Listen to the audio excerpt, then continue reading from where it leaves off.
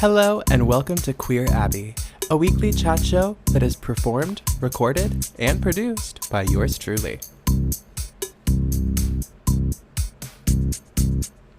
Hi y'all, welcome to the 4th episode and thank you for listening. This is Queer Abby and I'm your host, Wilson. Yay! It's summertime for me right now, so I'm experiencing this just immense lull in my energy. I have time to play video games at night and sleep in a little bit, and my body is soaking up all of that extra time like a sponge. So I'm happy to say I'm enjoying that now, but I'm still getting this podcast made for you guys. So this is good. Seems like things are sort of in balance with my schedule. It's crazy how when I just have to work or just go to school, one of those things becomes so much easier. It's almost as if you're not supposed to be busy all the time. Who knew? I don't know if y'all are all familiar with Jinx Monsoon, but I have just had a big old heart-on for her recently. I'm so excited for her career. She is this lovely, non-binary trans woman. I don't know. I relate a lot to her because she's gone through a pretty long journey. I hate that word. Her journey about how she perceives gender, and she's a drag performer and an amazing actress, and she just played Audrey in Little Shop of Horrors, and she also played Mama Morton from Chicago on Broadway, which is a huge, huge step for an NB person or a trans person to be in that sort of visible platform. And I just love her. She was on Drag Race in 2013, back when I was that age, 13. And I just was so inspired by her. She was so kooky and weird, but also self-assured. And she is a local to Portland, too, which is just sort of something that I treasure the thought of. Yeah.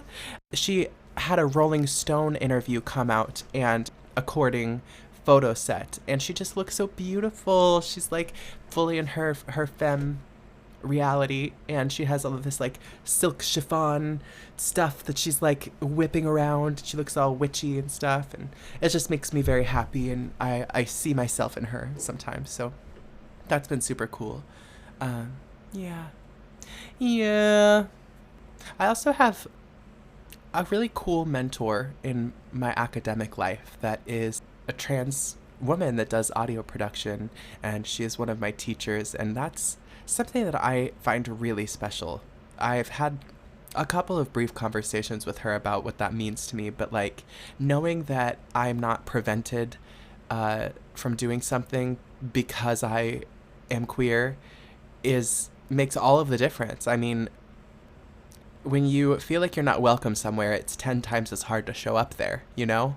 Having this space made for me and knowing that I'm not going to have to push and shove in order to be myself, or the opposite, to sacrifice on the things that I want in order to fit in more steadily into a group.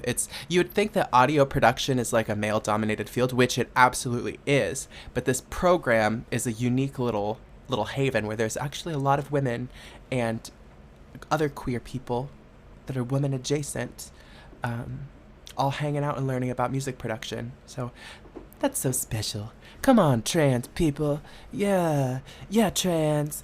That's great. Yeah, I'm trans and I am an audio engineer. Yeah.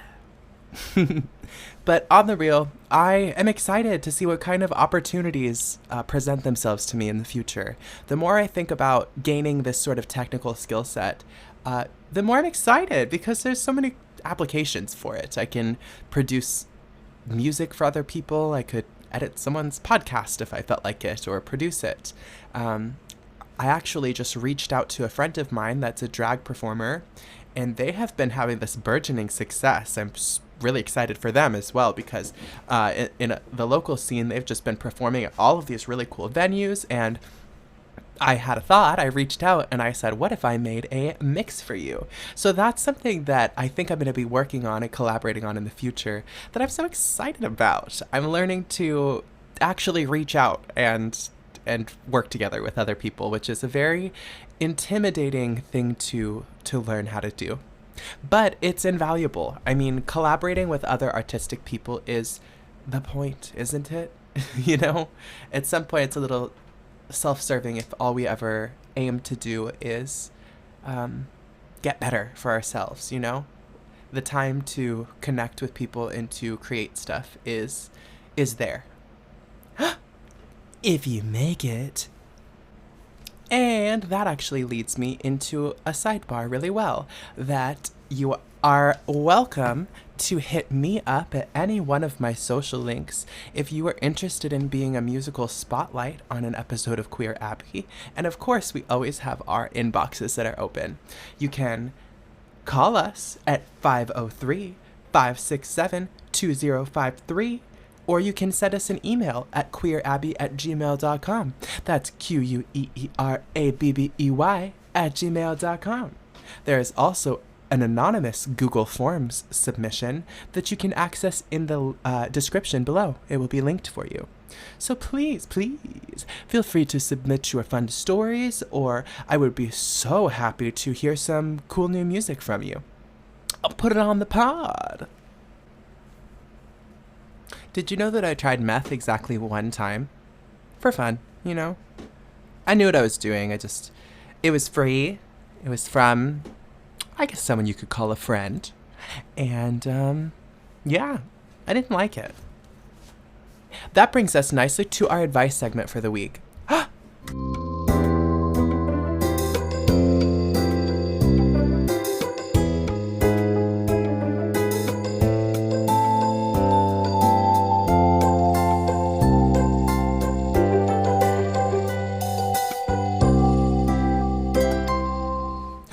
Yay! It's time for some advice from Queer Abby. Jumping right into it, our first submission this week is from an anonymous user who said, Queer Abby, I have almost no clothes to wear, and I don't know where to start. I'm kind of a recluse and have only recently been able to get comfortable enough to hang out with my friends in public. I have no clothes. 5-ish graphic t-shirts, 5 pairs of skinny jeans, plus 1 wearable dress. Not to mention over half the clothes I wear are PJs/sweats. It's to the point where if I know a person for more than 1 week, they'll comment on how I wore that exact outfit a couple days prior. And this isn't me shooting on outfit repeating, I just don't want it to happen every week. This whole dilemma that I'm going through also makes me feel like I'm less of a girl and that all of my other friends know how to be one except for me. Especially because I'm nearly 20 years old. Well, you're not a lot of time left. I know there's not a correct way to be a girl, I guess, but I don't even feel feminine enough when I leave my house, and I feel like shit because of it. Any suggestions/advice would be helpful. Well, there is a lot to unpack with that one. In regards to outfits, I guess that's something that's easy enough to comment on. I think that building up just a small wardrobe of really good base garments is one of the most helpful things you can do for yourself. I think having a couple of staple things, like one really well-fitting pair of jeans, just like a medium wash, a really good little blazer of whatever neutral color, depending on what you do in your life, right? I mean, if you work at the mall, that's something that you probably want to have. If you're a tattoo artist, maybe it's a corset belt and a nipple ring, I don't know. But having base garments that you can wear and dress up, that's kind of passe advice, but I think that's really the way to go. I find myself reaching very often for those little ribbed tank tops and a pair of jeans, and then you can always put a cardigan over that, or wear a really cool shoe, a boot, a little Chelsea boot that's colorful is something that I love to wear with just a simple outfit, and that makes it fun. So that can be a really cool way to feel like you're dressing up, or to make it a little more accessible for yourself. It can be expensive, and it's actually really wasteful to purchase fast clothing all the time. Did you know that clothing is actually the #1 pollutant in the world? Well, the way that I'm not fact checking this, but I heard that.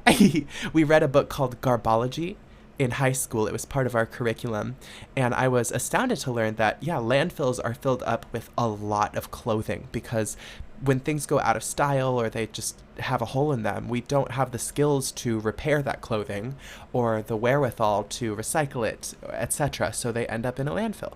Well, so went on a little bit of a tangent, but anyway, it's not necessary to have a ton of clothes. In fact, I don't think it makes you stylish to have access to all of the clothes in the world. What style is the ability to take things and arrange them into something that works for you. So another cool thing is wearing things that are not meant to be worn the way that you're wearing them, if that makes sense. Like taking a scarf and using it as a belt, or taking a necklace and wearing it around your waist as like a little like belly chain or something. Now, those are like kind of similar things. You can use fabric that's not meant to be clothing as like a drape. I have this tablecloth with a beautiful floral embroidery, and sometimes I like to wear that as like a little wrap. So, okay, regarding the actual clothing, that's what you can do. You find well-fitting base garments that you're going to keep for a long time. It doesn't matter if you're plus sized. Find things that fit you, you know? And I think all of this gets muddled a lot by our perception of what looks good, right? Because if what you think looks good is what makes you look the thinnest, then, you know, that maybe isn't actually helping you or making you feel stylish or feel confident or feel like yourself. If you wanted to be more feminine, then do that, you know? That's an interesting thing that you bring up as well. The idea of femininity, and that you might be less feminine because you're not made up, and that it's weird for you to repeat outfits or wear sweatpants in public, but these are not things that most men feel subject to. I will tell you that. I know that that's not the case across the board, and everybody thinks about their appearance to some extent, but it's not required of men. Like, we don't look down on them for wearing sweatpants to the store, but for some reason we subconsciously categorize women as a slob or lazy or etc., and not feminine, not pretty, not this or that, when they're not made up the way that we expect them to be. Femininity is such a construct to men that is just they don't wish to understand it. They just want it for free, and they want it now. You know? So knowing that, if it makes you feel beautiful to be feminine, then do that. I struggle with the same thing. I mean, that's why I'm beginning like a quote unquote physical transition, because I'm beginning to feel a little dysphoric about how I don't have any control over my hairy arms, or you know, people perceiving me as a man, and it's not always entirely comfortable. But other people don't get to define what I am. Tongue pop. Okay, moving on. This next submission is of grave importance. I will preface with that. From an anonymous user. Queer Abby, I got banned from Discord for making a drug abuse joke. Do you think the joke was too much, or was everyone sensitive? Like, if the joke was too much, I don't want to make uncomfortable or say it anymore. BC, this the first time it's ever made anyone uncomfortable? ? Wow. Well, give me a moment to get over the poetic edda that was this submission, but, okay, now that I've gathered myself. Yeah, I don't know what you're gonna do. I mean, banned from Discord, your career's over. I mean, you're canceled. You're done. In all seriousness, when you make a joke and somebody tells you that it's not funny or it offends them, you should apologize. I mean, you can choose not to. You know, there are times when people are not right in being offended, right? And they take offense for some other reason than the actual words that you said. But even if that's the case, the least that you can do is acknowledge the way that you made them feel. You know, that is the decency of being a human being, is having the ability to understand or try to understand where other people are coming from as best you can. You know, I am from Idaho, so I am the poster child for unlearning stupid shit. I grew up making awful jokes about people and just thinking that was completely normal. And unfortunately, when first confronted with those, reality, when I moved out of my tiny, tiny town in North Idaho, it took a while for me to grasp that, like, oh, no, people aren't just annoying for, saying that something is racist. They have a point and they have a perspective. Everybody has that perspective. So, yeah, your friends on your Discord were probably right. Drug abuse jokes are usually in poor taste. I mean, I am not extremely PC by any means, but like the fact that teenage boys think that people overdosing on drugs is funny is gross. It's just a lack of empathy, right? It's how funny you find that is what is bad. It's the same thing with transphobia and people that just, it doesn't matter to them, so they're able to hold it in such a comedic regard. And I'm sure there are things that I'm victim to in the same way, where it doesn't affect me, so I'm able to laugh about it. Ultimately, it probably wasn't funny what you said. Also, this is further indicated by the fact that you didn't tell me what you said to get banned. You just said, I made a drug abuse joke, which sounds sort of benign, but it probably wasn't if you were banned for it. So anyway, fix your mouth and fix your life, okay? Moving on. Another sort of gaming-related submission, our third and final advice submission this week from an anonymous user. Queer Abby, if you get burned out on something you love, what's the best way to get over it the fastest? I feel like I've always loved gaming, but lately I've just felt burned out. It's the main thing I love to do, so I don't know what to do without it, but I can't be happy doing it either. Wow, I have a lot of friends that are just amazing writers. No, sorry, I'm being a bitch, but understood. Yeah, burnout, it's real. Sometimes when I play the same video game for like hours on end, which I'm sometimes prone to doing, I have a little bit of a bingey personality sometimes. I find myself sitting there after like hours of really enjoying and being stimulated by something, and then all of a sudden it begins to dawn on me that I'm no more than a squirrel collecting nuts, basically. And by that I mean, like, I start to realize that the simplified objective of what I'm doing, like, gets boiled down to clicking buttons and things happening on the screen at some point. And that probably just means that you need a break, dude. Yeah, burnout just means that you are forcing yourself to do something too much, even though you actually don't want to. I think that I am really prone to playing video games for long, long periods of time when I want to be distracted or separated from my body. It's a really good way to exist just only in your head, between your eyes and the screen, and that's what's real for you in that period of time. And I developed that kind of coping mechanism as a child, and it's stayed with me as an adult, because that's a safe place to be sometimes, where you feel like something's going on that you are okay with and maybe even in control of. So if you're doing that too much, then you might ask yourself why that is. Why are you so accustomed to putting yourself there? And that might be a little deep for the question that you asked. It sounds like maybe even you just need to switch games if that's the tea. But yeah, forcing yourself to do things, you must ask yourself, why do I do this so much? And then don't, if you are burnt out. Do something else. Read a book,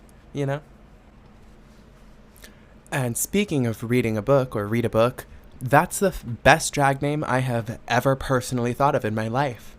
I have like a Google Doc, or not a Google Doc, sorry, like a notes document on my phone. And it's full of drag names that I have conjured up in my lifetime. And the all-time favorite, everyone's favorite, is Rita Book. It's just damn funny. Read a book. Welcome to the stage, Rita Book.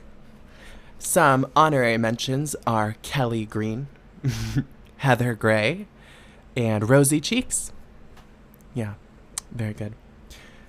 Well, that's going to wrap up our advice segment for this week.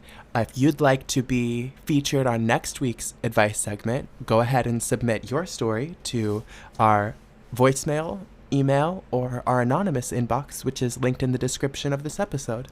Thanks!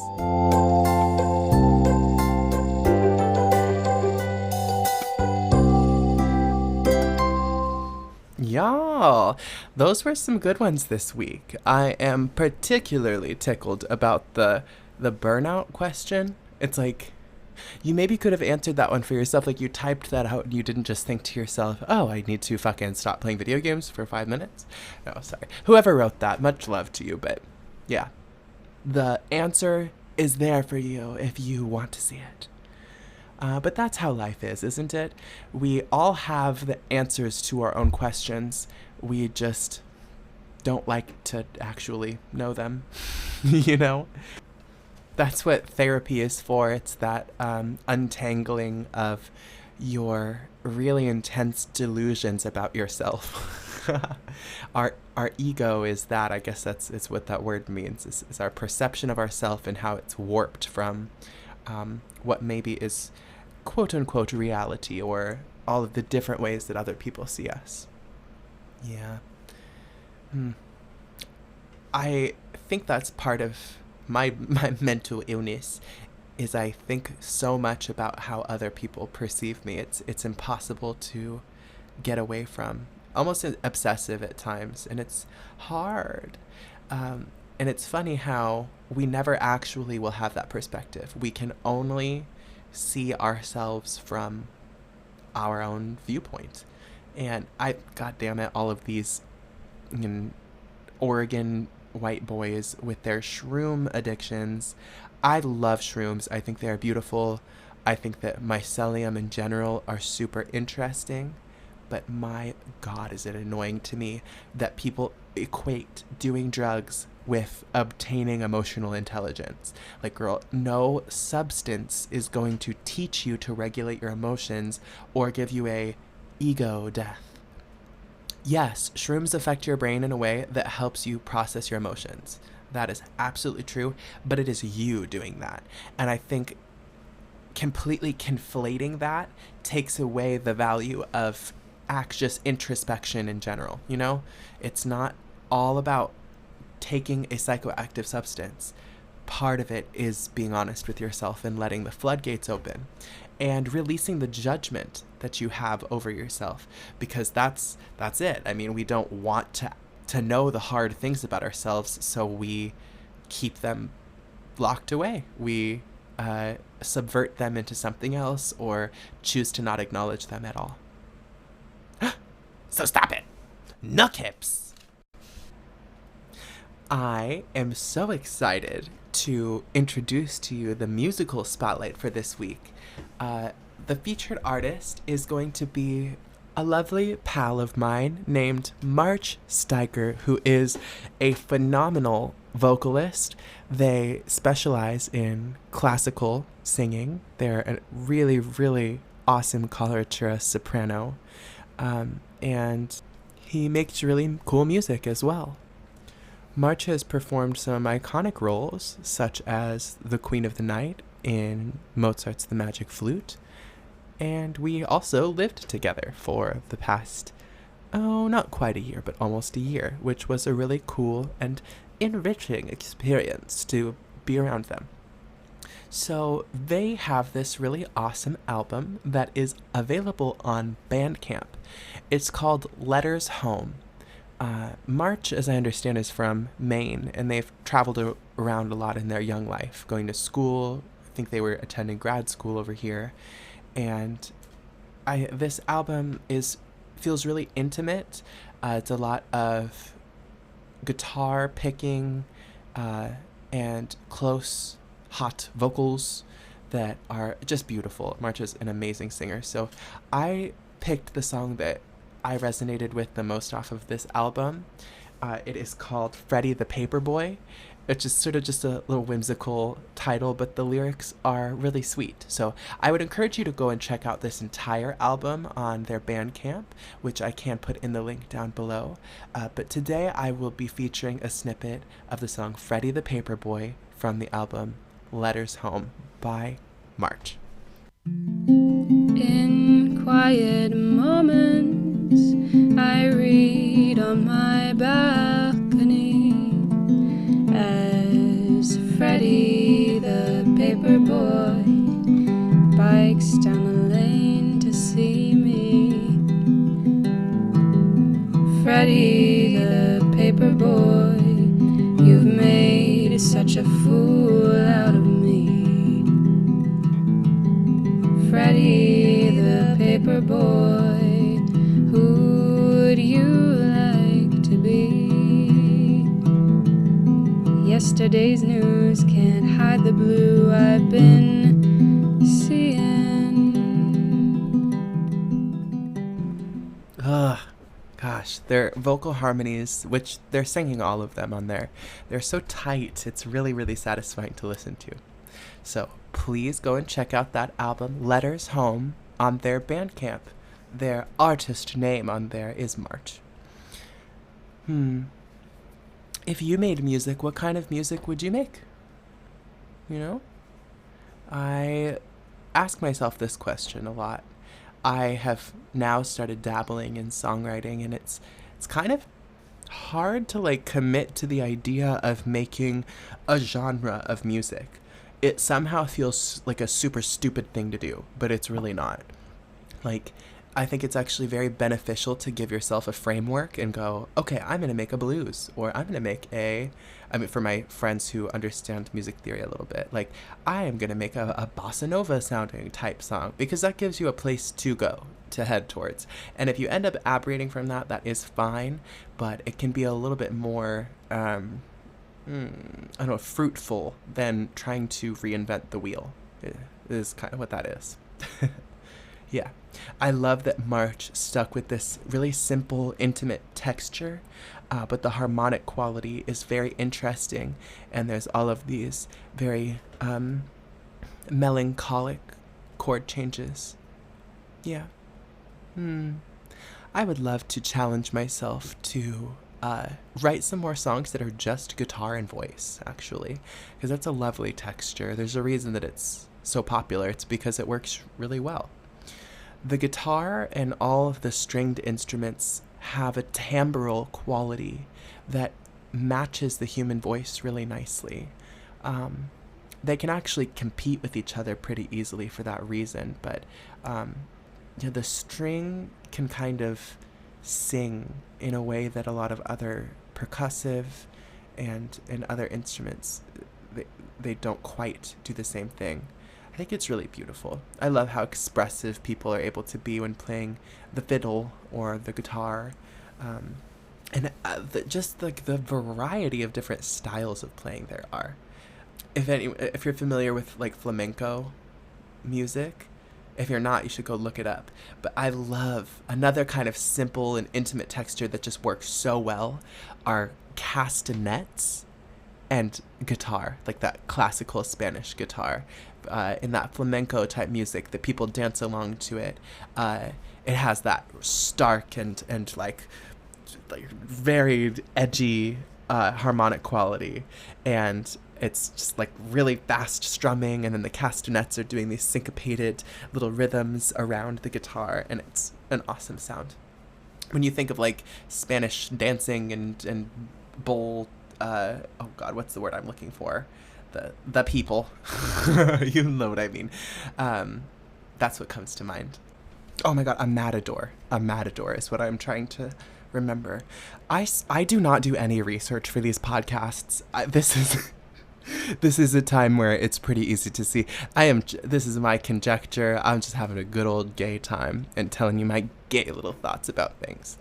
But I'm pretty sure most of what I'm saying is true. So anyway. Well, thank you for listening to this episode of Queer Abby.